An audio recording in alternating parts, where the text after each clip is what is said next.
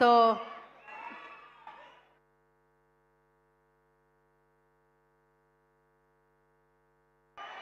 So ముందుగా పెద్ద ఈ సినిమాని మనందరికీ అందించిన డైరెక్టర్ బుచ్చిబాబు గారిని మాట్లాడాల్సిందిగా కోరుకుంటున్నాము.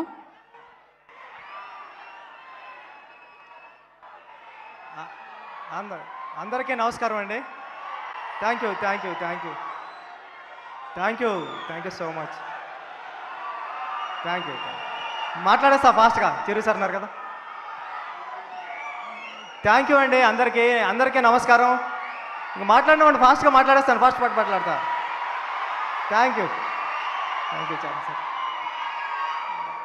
సార్. ఏమండి నాకు Chiru sir thank you so much sir. నేను ప్లీజ్ మాట్లాడతాను, ఒక్క నిమిషం ఉండండి. ఒక్క నిమిషం కన్నా ఎక్కువ మాట్లాడండి, ఒక్క నిమిషమే. సార్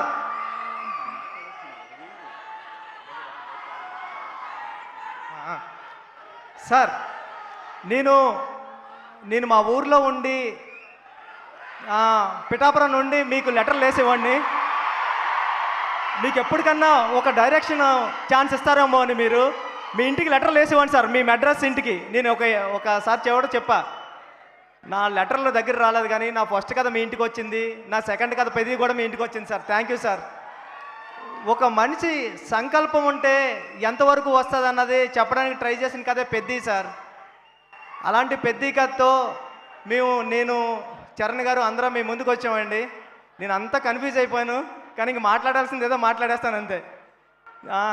నేను మొదటి రోజు చరణ్ సార్ దగ్గరికి కథ చెప్పడానికి వచ్చినప్పుడు నేను ఒకటే ఫీల్ అయ్యా, ఈ పెద్ద క్యారెక్టర్ని అందరూ ఇంటికి తీసుకెళ్ళాలి, ఇంటికి తీసుకెళ్తే అంతకన్నా అదృష్టం నాకేముండదని చరణ్ సార్ పెర్ఫార్మెన్స్తో ఆ కథని అందరినీ ఇంటికి తీసుకెళ్ళేలా చేశారు Charan sir. Thank you Charan sir. అంటే ఇది ఒక రెగ్యులర్ కమర్షియల్ ఫిలిం చేసేయడం చాలా ఈజీ అండి. ఒక స్టార్ హీరో అంటే ఒక స్టార్ హీరో కాదు, స్టార్ హీరో నటుడు ఈయన. ఒక స్టార్ హీరోతో కలిపిన ఒక యాక్టింగ్ ఉండడం అంటే మామూలు విషయం కాదు. అది నేను పెద్దిలోని మీకు సెకండ్ హాఫ్ అంతా కూడా చరణ్ సార్ యాక్టింగ్ తప్ప ఏమీ కనిపించదు, పెద్ది తప్ప.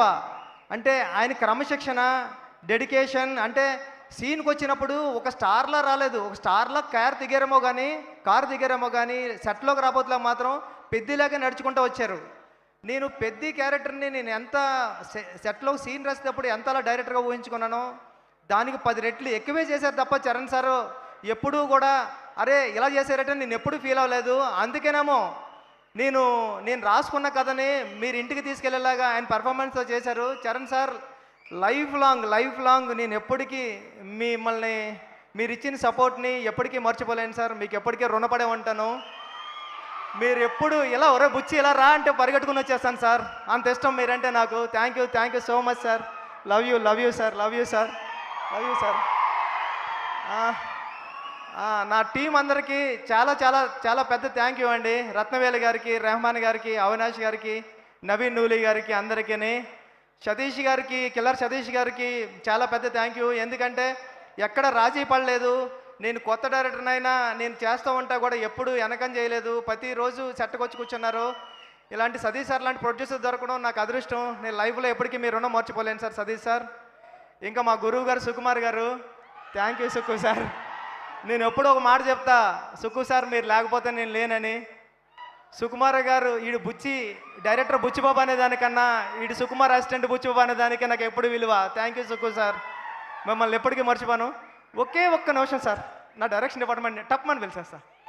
అందరూ వచ్చాను డైరెక్షన్ డిపార్ట్మెంట్, అందరూ ఫాస్ట్గా. నా డైరెక్షన్ డిపార్ట్మెంట్ ఫాస్ట్గా రండి. ఎక్కడున్నారు రండి, ఫాస్ట్గా రండి. చిరు సార్ ఒక్క నిమిషం సార్ అయిపోయి. సార్ సుకుమార్ గారిని కూడా జాయిన్ అవ్వాల్సిందిగా కోరుకుంటున్నాము. థ్యాంక్ యూ అండి.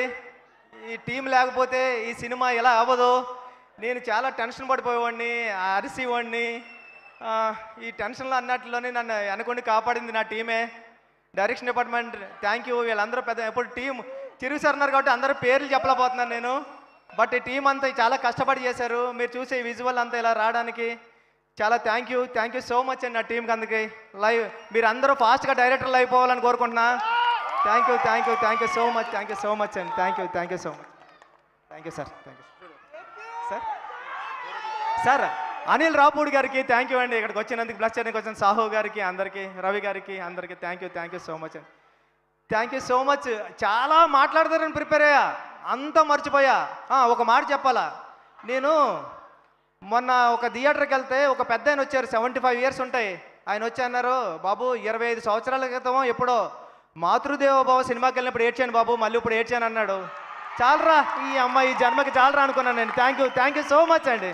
మీరు ఇచ్చిన ఈ ఆదరాభిమానాలకి, ఈ ప్రేమకి తెలుగు ప్రేక్షకులందరికీ లైఫ్ లాంగ్ రుణపడి ఉంటానండి. Thank you so much. Thank you Buchibabu గారు, thank you so much. Yeah, ఒక పిక్చర్ కూర్చోండి ఫాస్ట్.